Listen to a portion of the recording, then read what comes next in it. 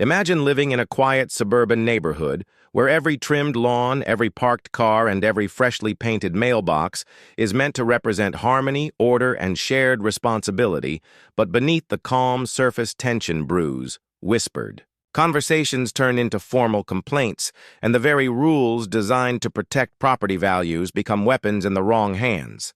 This is the story of Karen Whitmore, a woman who believed she was not just a resident of Willow Creek Estates, but the guardian of its standards, the enforcer of its regulations, and the loudest voice in its HOA meetings.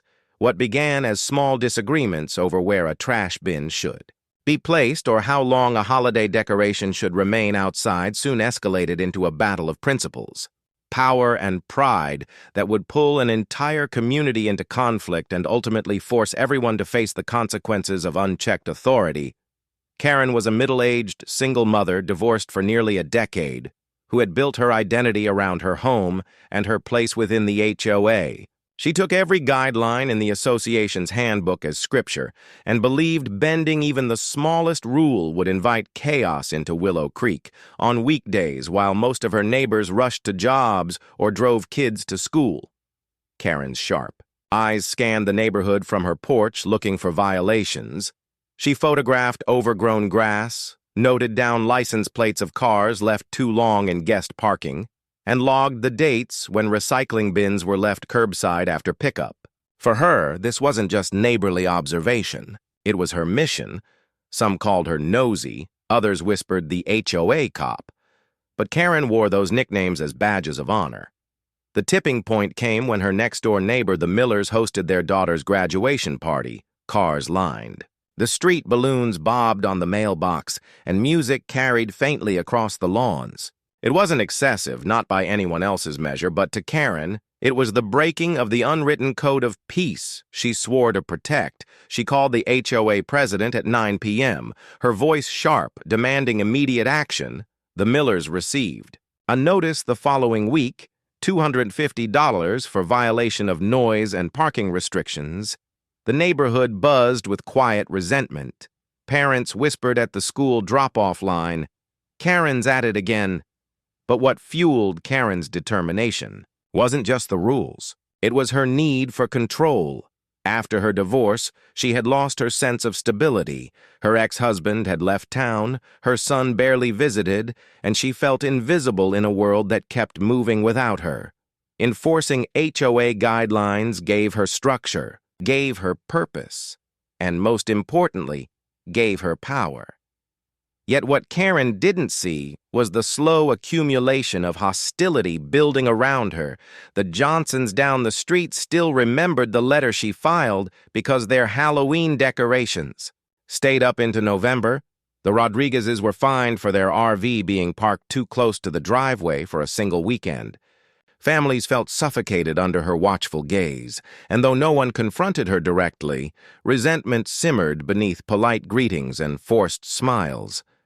One spring morning, Karen spotted what she believed to be her greatest violation yet. The Petersons had installed a small basketball hoop in their driveway for their teenage son. To most, it was harmless, just a child's outlet for exercise and fun.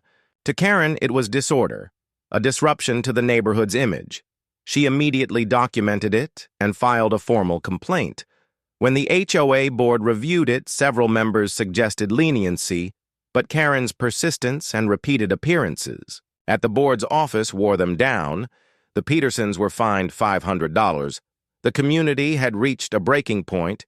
Whispered frustrations became organized discontent, and for the first time, residents began to unite, not against the HOA, but against Karen herself. Behind closed doors, emails circulated, signatures were gathered, and plans for the next HOA meeting were made. Neighbors who rarely spoke to each other found common ground in their shared frustration.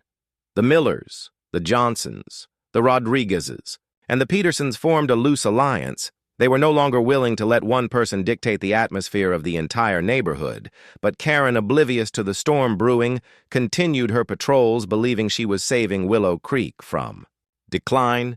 At the next monthly HOA meeting, attendance doubled.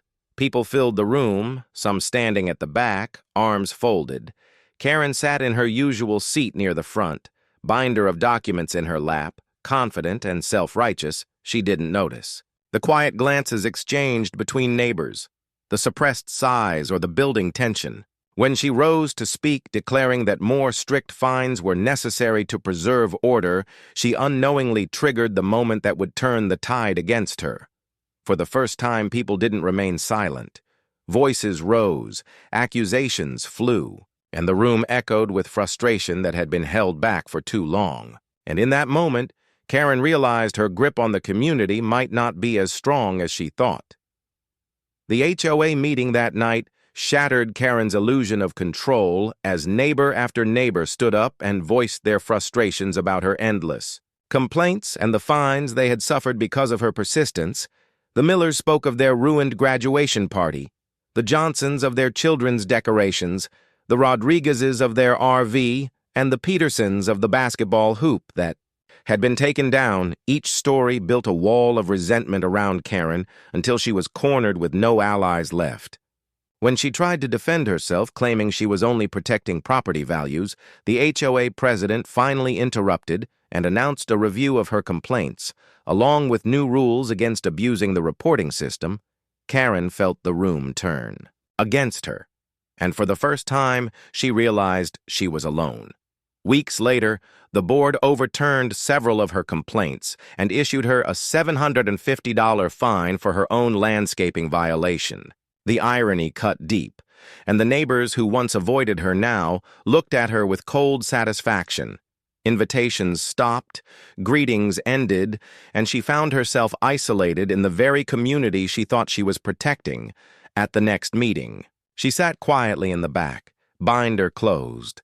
No longer the voice of authority, but a silent observer. Slowly, life in Willow Creek healed. Families gathered again. Laughter returned. And the Petersons' basketball hoop stood proudly in their driveway. Karen remained in her house, but the neighborhood had moved on. She had not only paid her fine, but had lost the trust of those around her.